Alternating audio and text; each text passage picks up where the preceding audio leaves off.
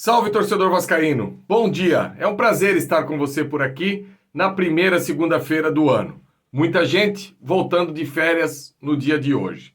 Alguns ainda terão o privilégio de ficar um pouco mais de férias. E nós, aqui no Ave Mais e também no Atenção Vascaínos, desde o dia 1º de janeiro, a gente já vem falando muito de Vasco, que é o que a gente gosta.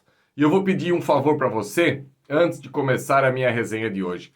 Por favor, senta o dedão no like, compartilhe nas suas redes sociais para sempre fortalecer o nosso trabalho aqui na Ave Mais. Dá uma olhada se você já é inscrito. Se não for, por favor, seja inscrito, que vai acabar ajudando bastante. Olha só, torcedor. As notícias do último sábado não foram boas. Primeiro, a equipe profissional acabou perdendo aí por 3-0 para o Volta Redonda. Volta Redonda que conseguiu o acesso da Série C para a Série B e no ano de 2025 vai disputar essa competição importante no cenário nacional, algo que o Volta Redonda já não disputava há um bom tempo.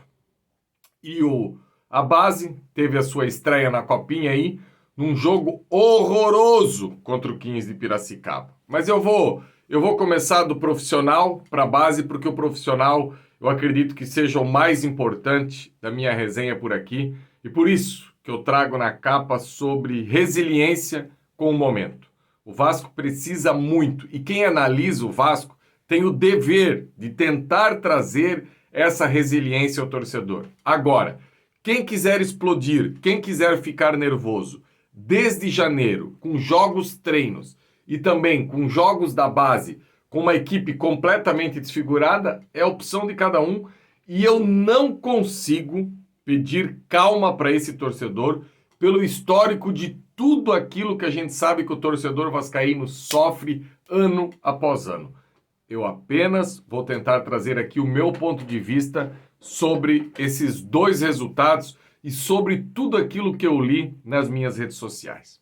Pois bem, no sábado de manhã, a equipe comandada pelo técnico Ramon Lima foi derrotada pela equipe do Volta Redonda por 3-0. Jogo treino, 3 tempos de 30 minutos. O Vasco perdeu o primeiro tempo por 2-0, depois empatou o segundo e no último acabou perdendo por 1-0. Numa equipe completamente desfigurada, até porque hoje é a data da reapresentação do elenco principal que disputou o Campeonato Brasileiro do ano passado, que acabou chegando na 10ª colocação, da equipe que acabou sendo semifinalista da Copa do Brasil. Uma equipe basicamente formada por jogadores, eu acho que dos profissionais, até porque o Vasco não passou muitas informações, mas pelo que a gente pôde apurar aí dos profissionais que participaram desse jogo, o Serginho, que o Vasco não vê a hora de negociar, o Zé Gabriel e o Vitor Luiz, que é o único jogador aí desses três que o Vasco renovou o contrato agora, aliás, assinou o contrato ontem, informação que o Flávio Dias já trouxe aqui pra gente há pelo menos um mês que o Vitor Luiz renovaria e eu acho que foi uma boa renovação. No mais, eram jogadores da base, a gente aqui imagina que foi o Paulinho na lateral direita, a zaga aí com o Lincoln e o Luiz Gustavo, um meio de campo aí com o Zé Gabriel, JP e mais alguém, lá na frente Alegria, GB, enfim, uma equipe que é completamente desfigurada, uma equipe que não tem entrosamento nenhum, uma equipe que era a sua maioria para estar lá disputando a Copa São Paulo de Futebol Júnior e não aquele cata-cata do 17 que está lá com mais alguns do Sub-20. Então, assim, eu parto do pressuposto que o sistema já está errado. O sistema já faz com que o Vasco acaba caindo em descrédito sem precisar. Porque, vamos lá, num cenário ideal, esse jogo contra o Volta Redonda deveria ter sido feito por uma equipe titular do Vasco. Vamos lá, Léo Jardim, PH, o Puma, João Vitor, um zagueiro qualquer e Piton. Um meio de campo aí com Jair ou Hugo Moura, Tietê ou Paulinho e Felipe Coutinho. Lá na frente, Adson, Verrete e talvez mais um volante aí para adiantar um pouco o Felipe Coutinho, que poderia ser o Matheus Carvalho. Você acha, torcedor, que essa equipe que eu acabei de escalar aqui agora iria perder de 3-0 para o Volta Redonda? Claro que não. Seria uma equipe que jogaria e provavelmente venceria a equipe do Volta Redonda. Então, ficar nervoso, arrumar confusão e já falar que é o começo de tudo por uma equipe que provavelmente vai jogar 1 ou 2 jogos no estadual, porque eu também não tenho dúvida nenhuma que essa equipe vai entrar jogando no sábado contra o Nova Iguaçu. Ok, mas para a segunda rodada, aqueles jogadores que se apresentarem hoje, ou dependendo da condição física, de um Jair, que já chegou treinando antes, de um Paulinho, que já chegou treinando antes, ou até mesmo a possibilidade de tentar aí o Souza jogando de zagueiro, que eu também não acredito que vai dar certo, mas enfim, alguns testes poderão ser feitos já a partir da segunda, da terceira rodada, até porque se os resultados não vierem, e pode acontecer de não vir, porque se jogar com essa equipe, a chance de ficar levando paulada no campeonato estadual é muito grande. É claro que essa volta desse plantel titular vai acabar sendo acelerada. E não adianta falar que estadual não vale nada, que estadual é uma porcaria, que estadual é só para treinar a equipe, que não é assim. A gente sabe que não é assim. Culturalmente, o estadual é dado uma importância grande.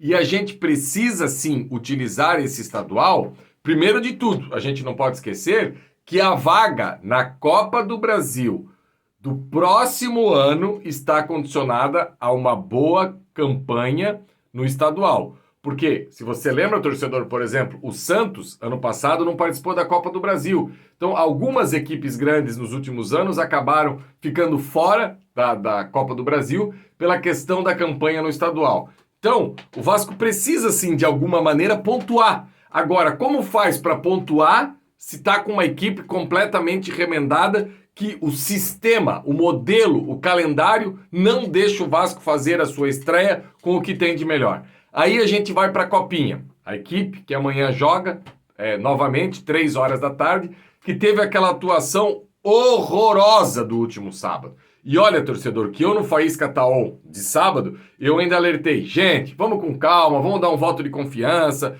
porque é uma equipe sub-17 que vai disputar uma competição sub-20. Agora, torcedor, eu confesso a você que haja resiliência para poder ter calma com aquilo que a gente assistiu sábado. Tudo foi ruim no último sábado. Com exceção do Felipe Gabriel, do goleiro, que daí a gente está falando de um goleiro de seleção brasileira, ao volante, o Helder, volante canhoto, que veio do Sport junto com o Zuccarello, foram os 2 destaques absolutos.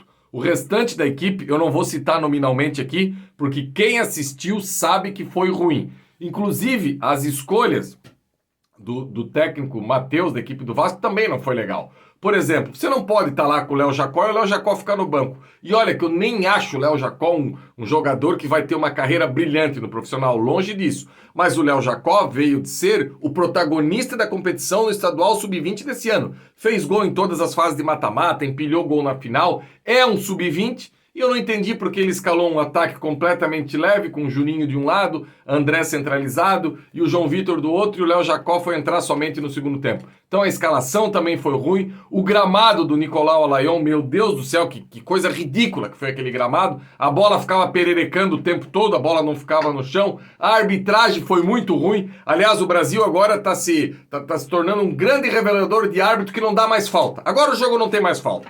O Voaden, há uma década, estreou essa categoria aqui no Brasil, e agora a gente vê alguns árbitros da nova geração, e principalmente esse árbitro que apitou o jogo do Vasco da Copinha, não tem falta. O pau comeu dentro de campo, os dois times se agredindo, e ele olhando e só fazendo com a mão para seguir, e não marcava mais falta também. Agora, imagina, torcedor, imagina se o Vasco pode ir para a Taça São Paulo para disputar a competição com Paulinho, Lincoln, Luiz Gustavo, Leandrinho, que vai para a seleção brasileira, o Lucas Eduardo eu acho que não pode mais porque tinha estourado a idade, mas enfim, com JP, com Estrela, com Ryan, que também foi para a seleção brasileira, com GB, com Alegria, é claro que a equipe não ia empatar com o 15 de Piracicaba, essa equipe ia ganhar do 15 de Piracicaba, mas como que você faz para levar esses caras para lá? Aí o profissional vai perder por WO no próximo sábado? Então, torcedor, o tema principal, e encerrando por aqui hoje esse meu acorda, é isso.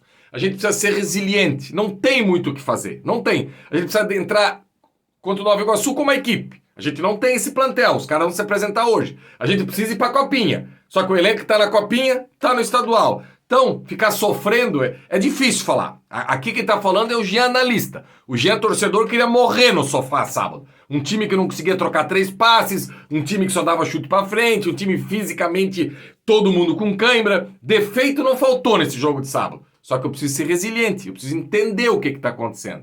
Porque daí é o Jean analista que precisa entrar e dizer, calma, respira, que tu sabe que isso não é o Vasco. Isso é uma outra coisa que a gente teve que montar aí em cima da hora para poder cumprir tabela. Beleza, torcedor? Essa foi a minha resenha hoje aqui no Acorda. Vou pedir para você mais uma vez, dedão no like, compartilha nas redes sociais.